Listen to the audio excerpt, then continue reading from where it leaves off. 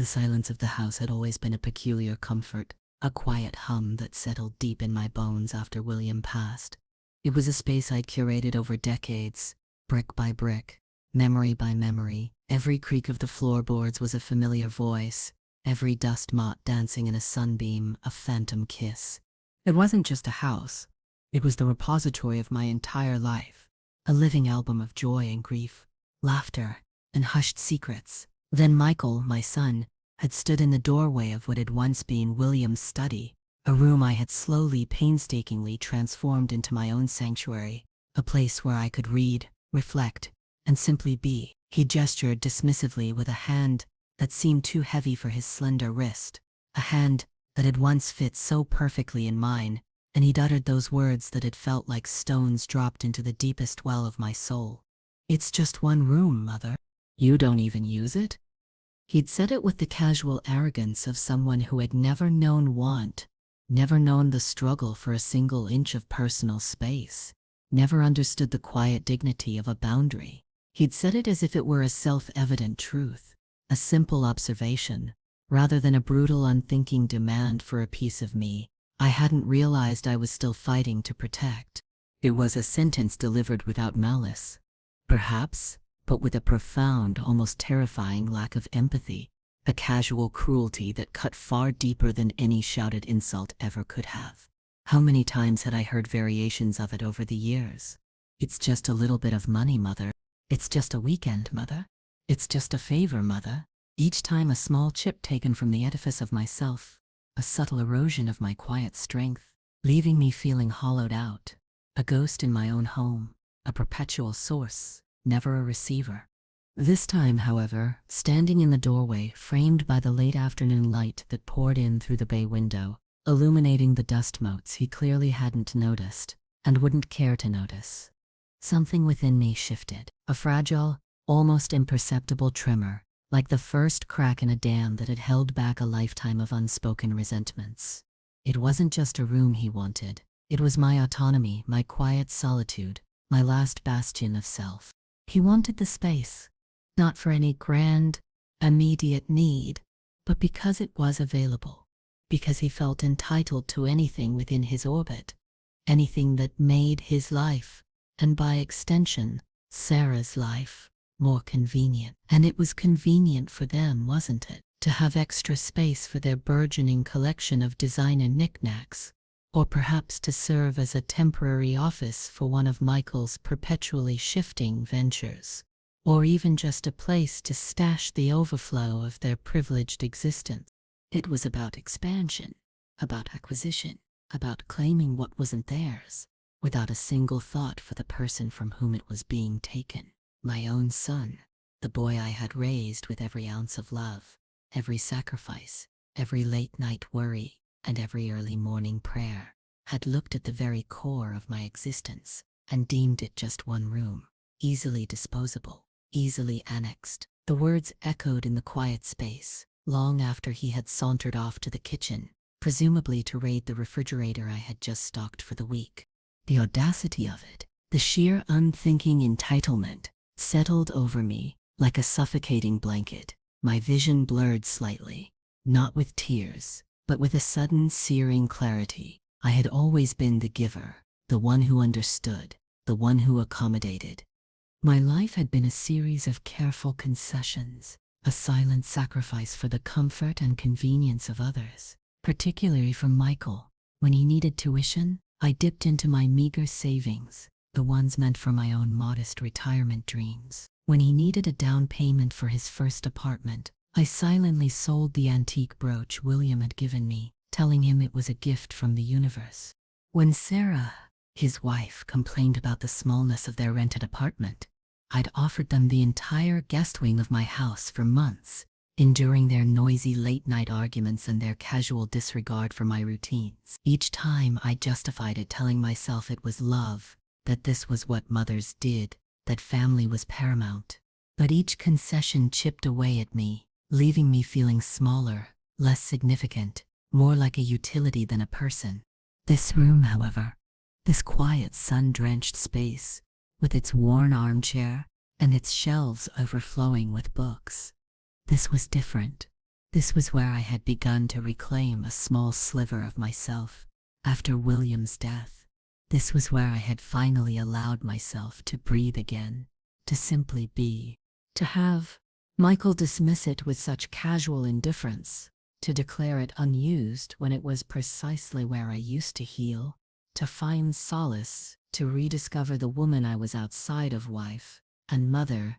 It was an egregious act of emotional larceny. The injustice of it, the sheer, unblinking selfishness, began to stir a dormant fire within me, a flicker of something long suppressed. It wasn't just about the room.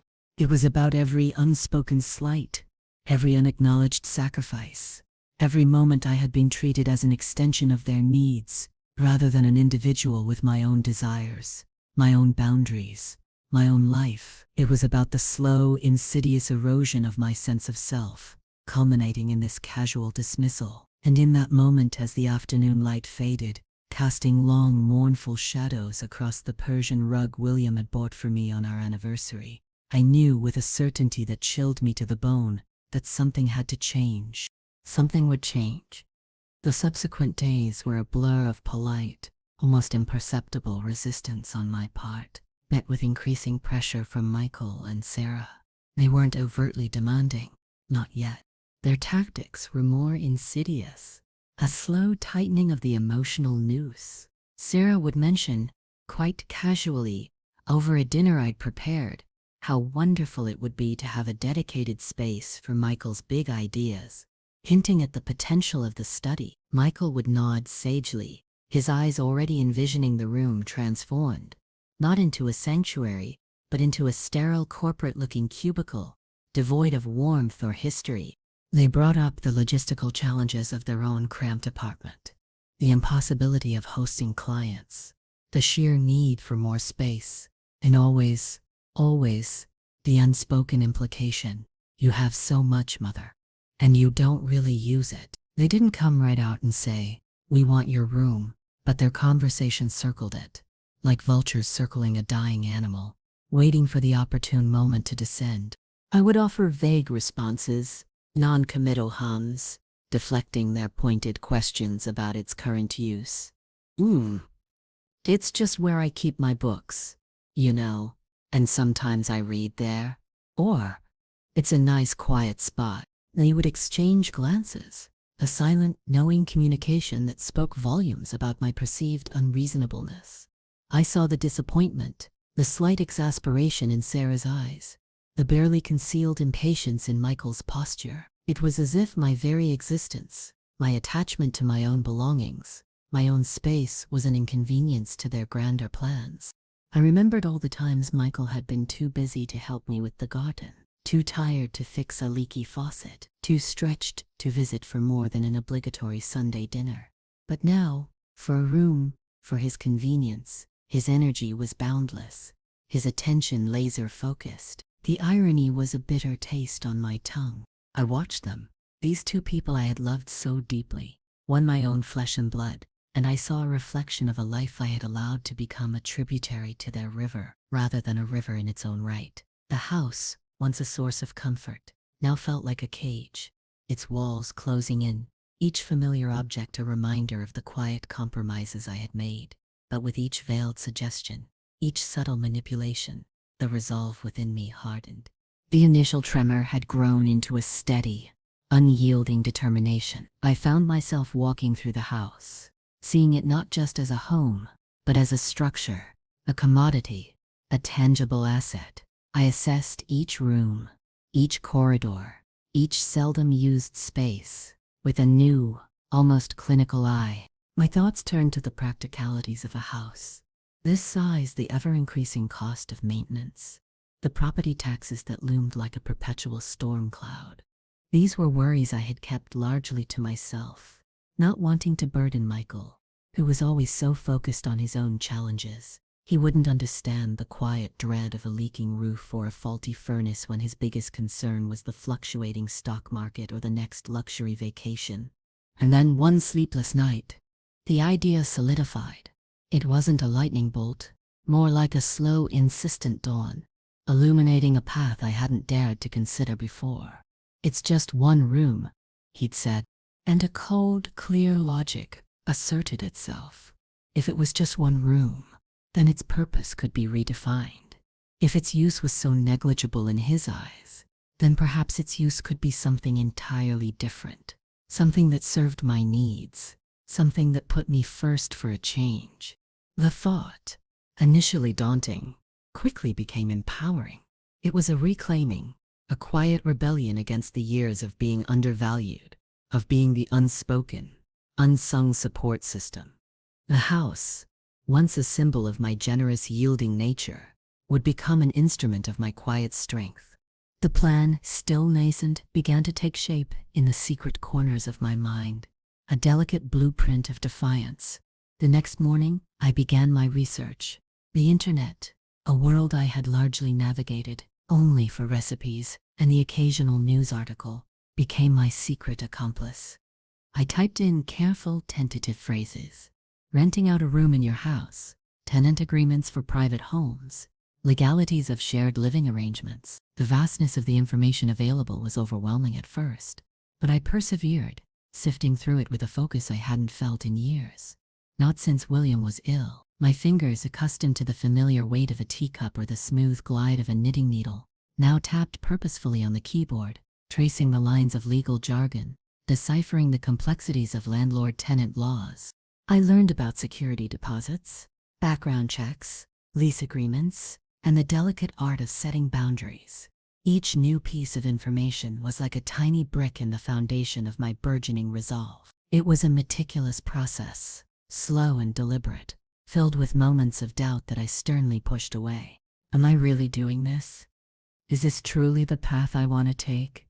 The answers, whispered by the bruised part of my soul, were always the same. Yes, you must. The internal monologue was a constant companion. He said it was just one room. He made it trivial. If it's so trivial, then what does it matter what I do with it? This simple, yet devastatingly accurate logic was my shield against the lingering guilt that tried to creep in. For years, I had molded myself into the selfless mother, the ever-giving matriarch. The idea of acting solely for my own benefit, particularly in a way that might inconvenience my son, felt like a betrayal of that identity. But that identity, I realized, was slowly suffocating me.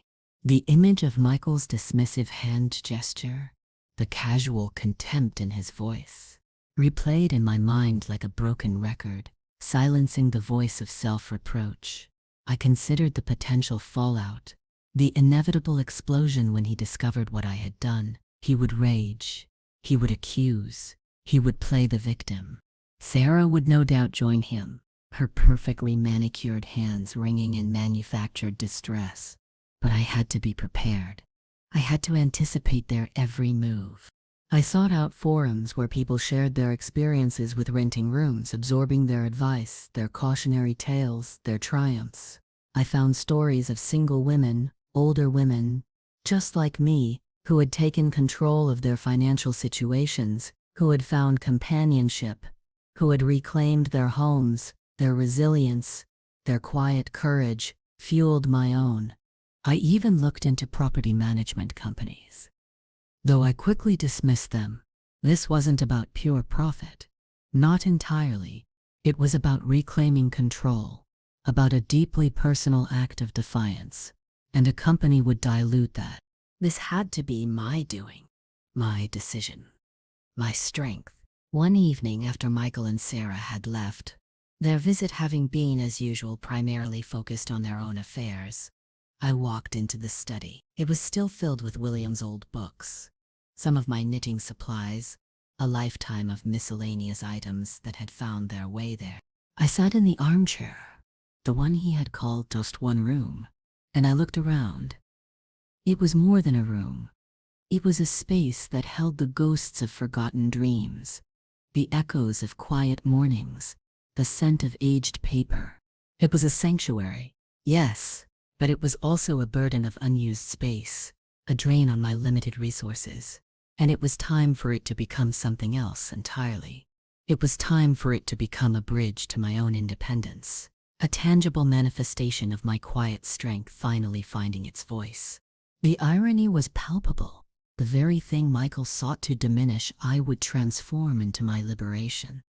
The preparation of the room became my secret project, a quiet act of defiance unfolding within the very walls that had witnessed my prolonged self-erasure. Each morning I would rise before the sun, fueled by a nervous energy that hummed beneath my skin. The first step was to clear out Michael's remnants. Not that there were many. He had left most of his childhood belongings in the attic years ago, but the study still contained a few dusty boxes of his old school projects, forgotten awards, and the occasional half-read textbook. As I handled them, I felt a strange detachment, a cool, almost surgical precision. There was no sentimentality, no lingering tenderness. Instead, there was a quiet, almost fierce determination to reclaim this space entirely. I sorted through his things with a efficiency that surprised even myself, boxing them up neatly, labeling them clearly, and moving them to a corner of the attic, away from the path of my new future. This was not a punitive act, I told myself, but a necessary one. A symbolic severing of the umbilical cord that had bound me to his perceived needs for far too long. The physical act of clearing, of dusting, of wiping away years of neglect was therapeutic. The room slowly shed its old skin, transforming from a neglected repository of the past into a clean, empty canvas. I borrowed tools from a sympathetic neighbor, a kind woman named Mrs. Henderson, who had always understood my quiet struggles, though I never confided the true nature of my project. I told her I was reorganizing, decluttering, and she nodded with a knowing smile, offering unsolicited advice on stain removers and furniture polish. Her kindness, offered without expectation or judgment, was a stark contrast to the subtle manipulations of my own family. I spent hours at second-hand shops, carefully selecting a small, sturdy desk, a comfortable but not too plush armchair, and a simple, elegant lamp. Each piece was chosen not for its grandiosity but for its functionality and a quiet aesthetic that spoke of welcome, not indulgence. I repainted the walls a pale, calming cream, the scent of fresh paint a cleansing balm for the lingering scent of old regrets. The process was slow, methodical, filled with moments of intense focus. My hands, once hesitant, moved with purpose, painting strokes that were sure and steady. I learned to spackle cracks, to fix a stubborn window latch, to tighten a loose floorboard. Each small repair was a victory, a testament to my burgeoning self-reliance. I cleaned the bay window until it gleamed, letting the sunlight flood the room, dispelling the shadows that had gathered there for so long. The room began to breathe again, exhaling the stale air of past disappointments, inhaling the fresh scent of possibility. Michael and Sarah remained blissfully unaware of my clandestine activities. They would call, their conversations revolving around their own perceived misfortunes, a minor dispute with their landlord, a slight dip in Michael's fluctuating income, a complaint about the rising cost of their children's extracurriculars. They occasionally mentioned the study, always with that proprietary air, that unspoken expectation that it would eventually be theirs. You know, Mother, Michael had mused one afternoon, that study would really be perfect for my new venture. I'll need a quiet space to take calls. You know, I simply hummed in agreement, my gaze fixed on the freshly polished floorboards, a quiet, almost wicked thrill coursing through me. The irony of his casual pronouncements, his unconscious forecasting of his own eventual shock, was almost unbearable. They never suspected. How could they? They saw me as the accommodating mother, the quiet presence, the one who always bent. They saw the house as a static entity, an unchanging backdrop to their dynamic lives. They didn't see the woman within its walls, slowly, meticulously, constructing her own quiet revolution, brick by painted brick. The room was no longer just a room. It was a symbol of my awakening, a testament to the fact that even the quietest among us could, given enough provocation, find their voice and wield it with surprising force. With the room ready, freshly painted and sparsely furnished, the next step felt monumental: advertising. I chose an online platform popular for shared accommodations, focusing on respectful, quiet tenants. Crafting the description was another act of quiet precision. I highlighted the room's natural light, its peaceful ambiance, its proximity to public transport, all the things Michael and Sarah would never have appreciated beyond its square footage. I emphasized the need for a quiet, considerate individual, someone who valued privacy and respected boundaries. It felt strange, almost exhilarating to articulate these needs, these unspoken rules that had been so conspicuously absent in my own family dynamics. The first inquiries were a mix of the mundane and the unsuitable. Some were too loud, too demanding, too similar in spirit to the very people I was trying to escape. I meticulously screened each applicant, my intuition sharpened by years of navigating subtle deceits and veiled intentions. I asked specific questions about their routines, their expectations of shared living, their reasons for seeking a room. I didn't want just anyone. I wanted someone who would respect the space, someone who would bring a different kind of energy to the house, an energy of quiet respect rather than entitled consumption. My heart pounded with a mixture of excitement and trepidation with each email, each phone call. What if no one was suitable? What if I was making a terrible mistake? What if this whole plan backfired spectacularly? But the image of Michael's dismissive hand, the phrase "it's just one room," remained firmly etched in my mind, a steadying anchor in the turbulent sea of my anxieties.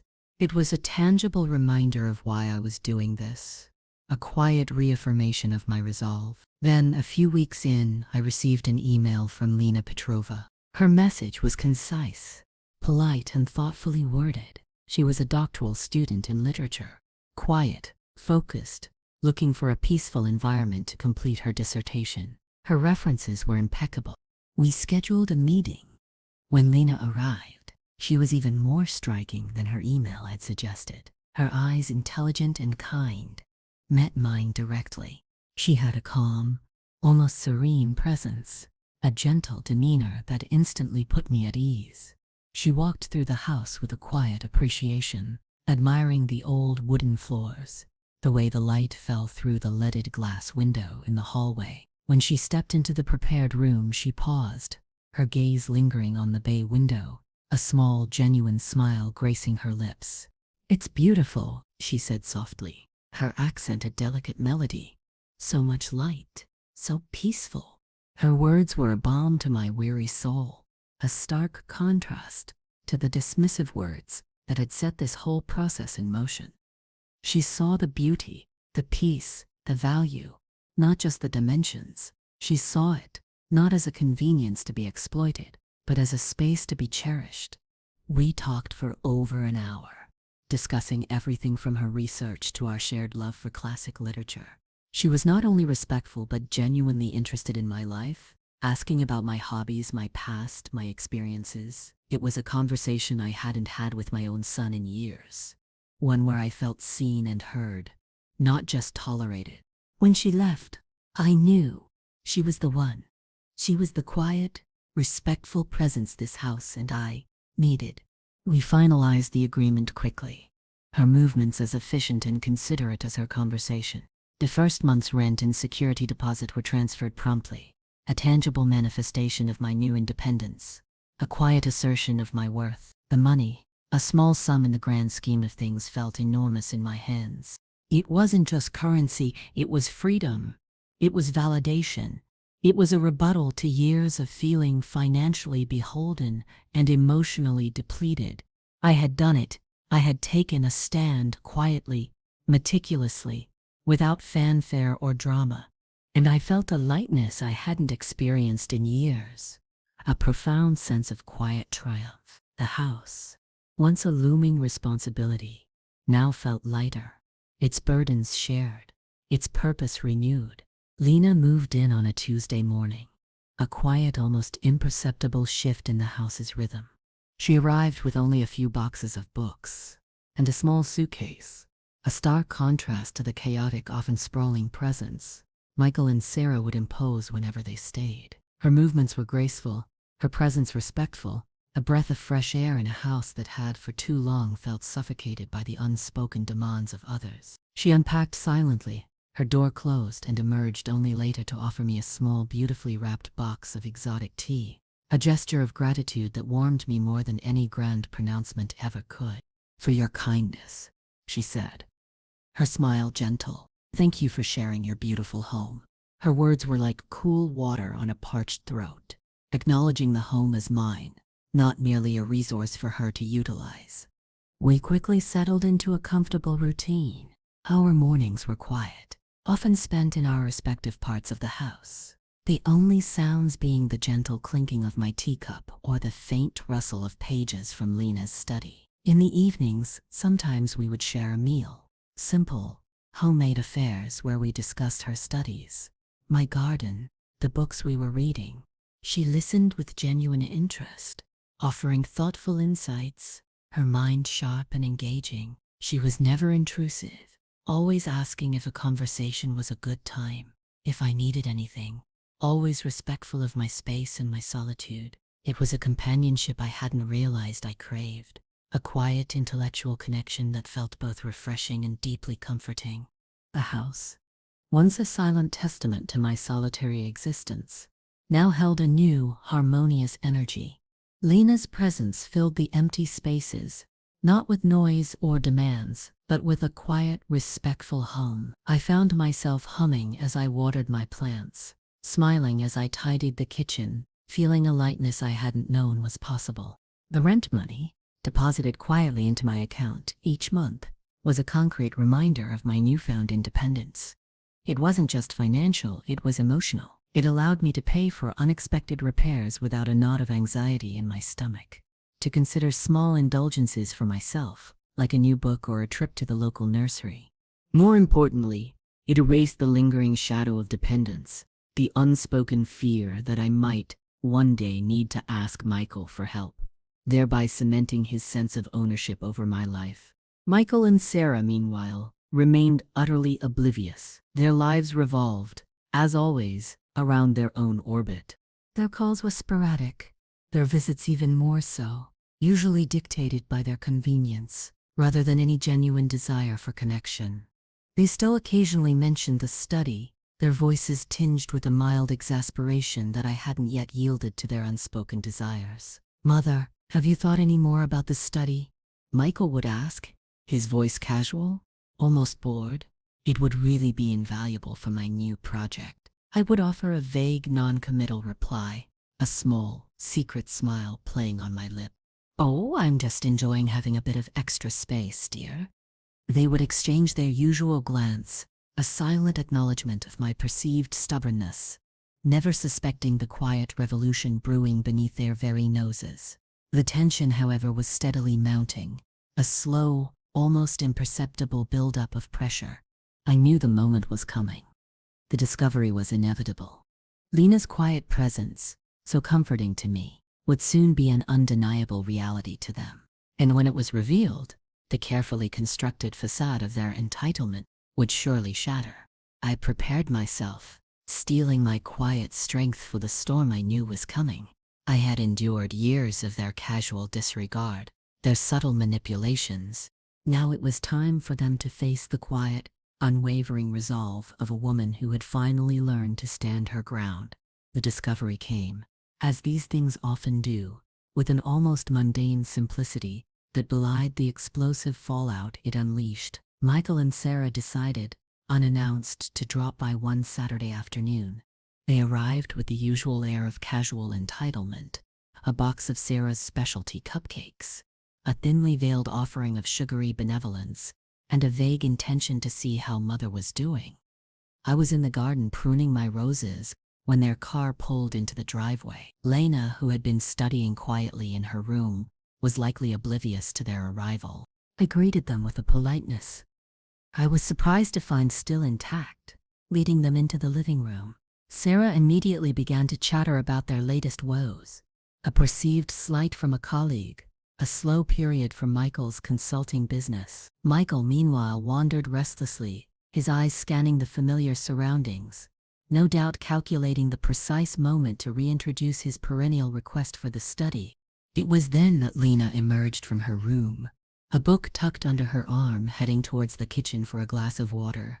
She stopped, surprised, seeing two strangers in the living room, Michael and Sarah's conversation faltered, their eyes widening in open disbelief.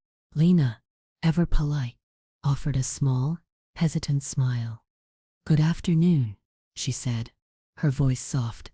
"I'm Lena." Michael's face, usually so composed, contorted with a mixture of confusion and dawning horror. Sarah's jaw dropped, her perfectly made-up face paling. They looked from Lena to me, their silence deafening. "Mother," Michael finally managed, his voice strained. "Who is this?" He didn't ask "Who are you?" to Lena. He demanded it of me, as if Lena were an inanimate object, an uninvited intruder in his domain. I felt a surge of adrenaline, cold and clear. The moment had arrived. "This," I said, my voice calm, almost detached, "is Lena. She's renting the study." The words hung in the air, heavy with unspoken defiance. Michael's eyes darted to the study door, which Lena had quietly closed behind her. "Renting? What do you mean? Renting? Our study?" His voice rose, incredulity warring with a nascent fury. Sarah, recovering slightly, interjected, her tone shrill. "Mother, what have you done? Who is this woman? You can't just rent out a room in your house. This is unheard of." "Oh, but I can," I replied, meeting Michael's furious gaze head on, my voice steady, unwavering. "It's my house, Michael, and as you yourself so helpfully pointed out, it's just one room. And since it's just one room, and since you and, frankly, neither of you seem to think I used it, I decided to put it to use. For myself." His face flushed crimson. But it was going to be my office. We talked about this." "You agreed." The lie hung between us, thin and transparent. He hadn't talked, he had decreed. I hadn't agreed. I had merely endured. "No, Michael," I said, a bitter irony in my voice. You assumed, as you always do, that my resources, my space, my very life were simply extensions of your own. You assumed I would always accommodate, always yield, always prioritize your needs above my own. But that assumption, my dear son, has been gravely mistaken." His eyes, usually so calculating, were wide with a genuine shock that was almost satisfying to behold. Sarah, ever the manipulator, stepped forward, her voice suddenly soft, pleading, "Mother, please, let's not be hasty. We can explain. Michael needs this. We're family. We would never ask for anything we didn't absolutely need." "And yet you always do," I countered, the years of unspoken resentment finally finding their voice, quiet but firm. "You always ask. You always take.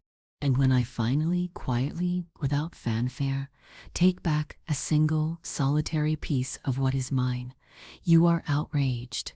The power dynamic, for the first time in my life, had inverted. The roles were reversed, and in that moment, standing before them, calm amidst their rising storm, I felt truly, profoundly empowered.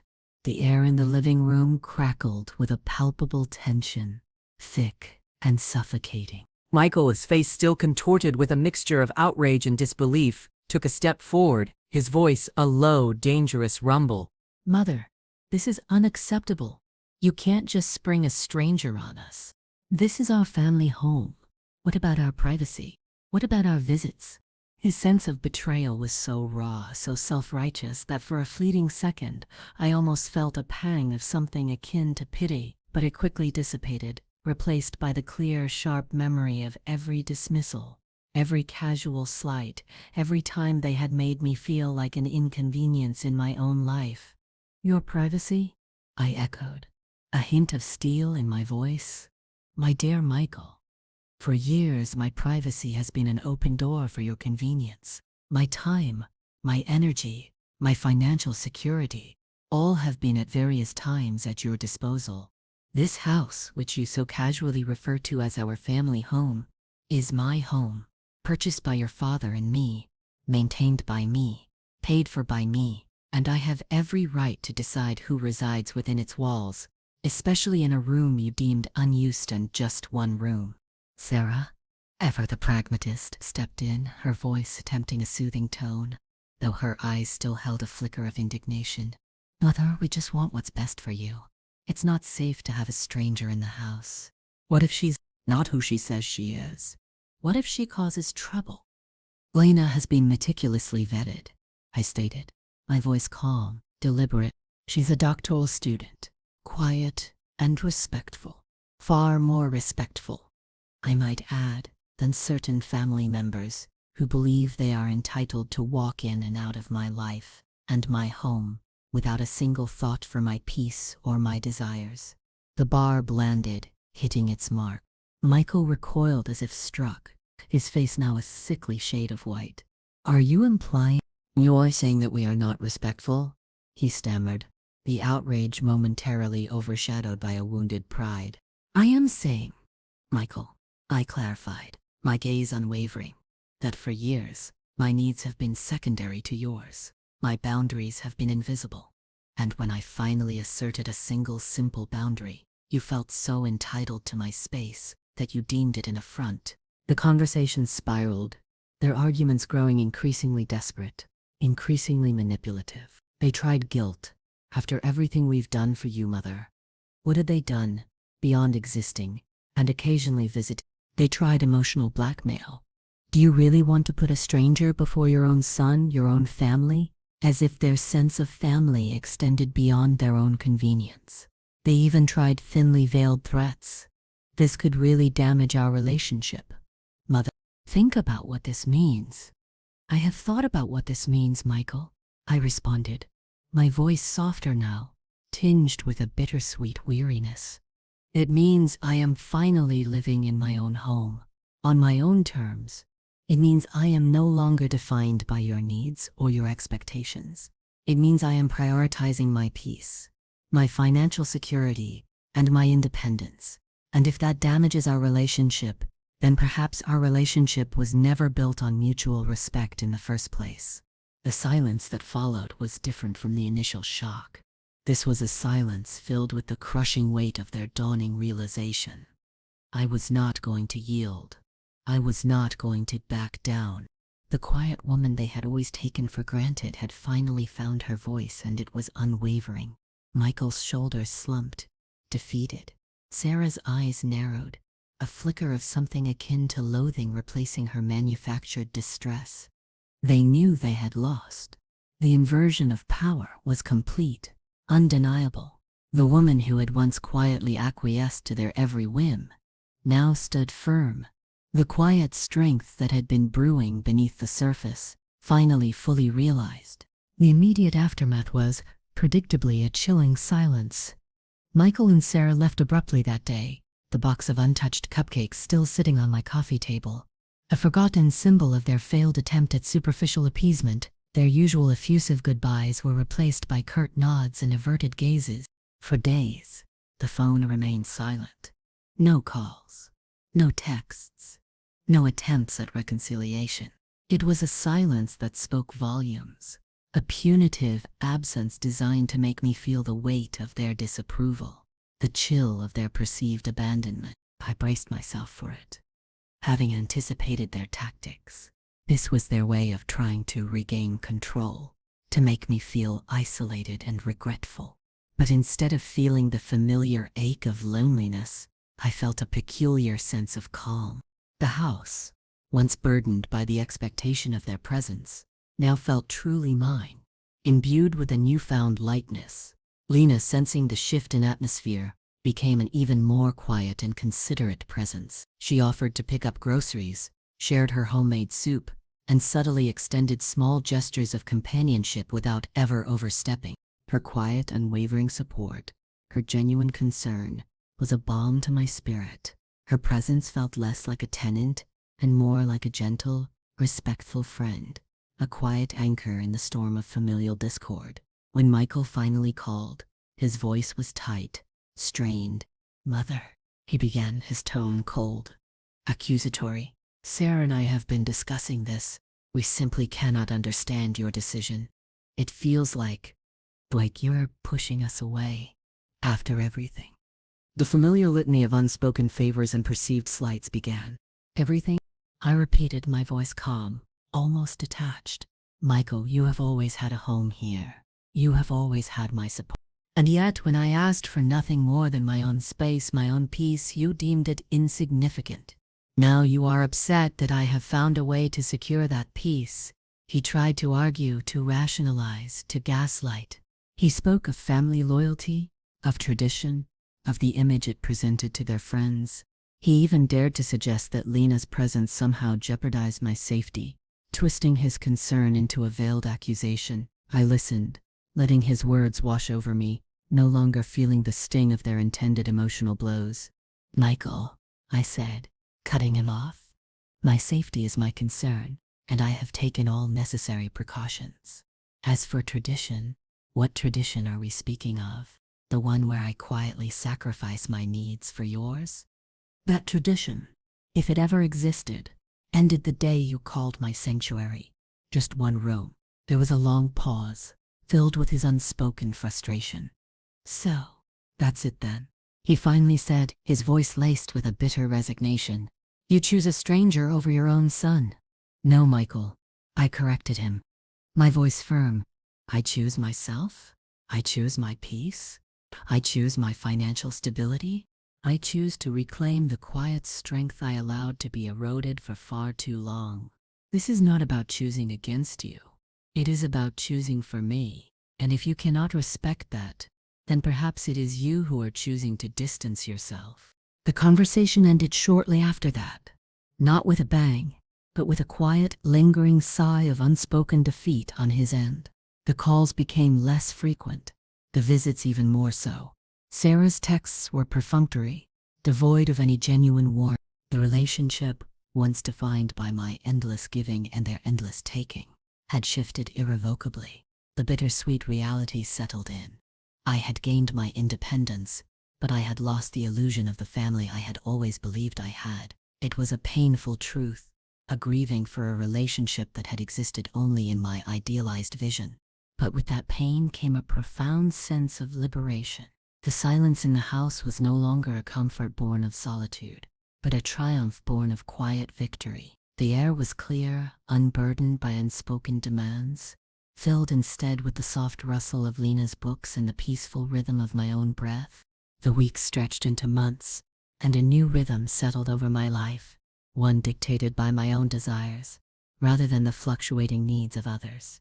The house, once a looming responsibility, transformed into a sanctuary, a living testament to my quiet resilience. The financial security Lena's rent provided, though modest, removed a persistent layer of anxiety that had shadowed my days. I could now afford to have the leaky roof repaired without dipping into emergency funds, to fix the old furnace before the winter chill truly set in. Small things, perhaps, but each repair, each avoided financial strain, felt like a quiet victory, a testament to my newfound independence. My days took on a purposeful structure. I spent more time in the garden, coaxing reluctant blooms from the soil, pruning with a meditative focus. The physical labor was grounding, the slow unfurling of nature a mirror to my own quiet blossoming. I rediscovered my love for painting, setting up an easel in the sunroom, allowing vibrant colors to spill onto the canvas, expressing emotions I had kept locked away for too long. My strokes were bolder, my choices more confident.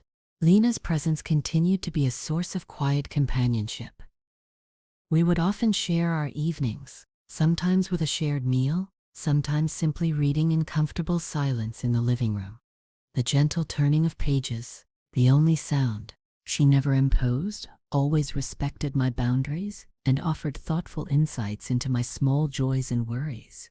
Our conversations flowed easily, discussing books, current events, and the quiet beauty of ordinary life. Her respect for my space, her genuine interest in my well-being, was a stark contrast to Michael and Sarah's pervasive sense of entitlement. She was a silent, unacknowledged witness to my transformation, and her quiet validation of my strength became a powerful, unspoken comfort. Michael and Sarah's calls became rarer still, dwindling to perfunctory birthday wishes or holiday greetings, often delivered with a strained politeness that felt colder than outright anger. They never visited. The silence from their end was meant to be a punishment. a persistent reminder of their displeasure. But it had become a gift. It was the silence of a burden lifted, of expectations dissolved, of a suffocating obligation finally severed. I no longer felt the need to perform, to justify, to explain. I was simply me. The house, which had once felt like a prison of past expectations, now felt like a refuge, its walls embracing my quiet strength, its rooms filled with a sense of peace I hadn't known in decades. I thought often of Michael's words, "It's just one room," and the profound irony of them. By trying to diminish my space, he had unwittingly amplified my power. By attempting to take a small piece of my home, he had compelled me to reclaim my entire sense of self. The betrayal had been painful. Yes, a raw wound that had taken time to heal. But from that wound had emerged a fierce, quiet determination, a deep-seated empowerment that had transformed my life in ways I could never have imagined. The journey had been dark at times, filled with moments of doubt and resignation, but it had led me to a redemption I had never thought possible. I was no longer the undervalued mother, the accommodating matriarch. I was Eleanor, a woman who had found her voice, reclaimed her space, and learned the profound power of standing firm, quietly, in her own truth. The sun streaming through the bay window of what was now Lena's room felt brighter, warmer, reflecting the light that had finally undeniably returned to my own life.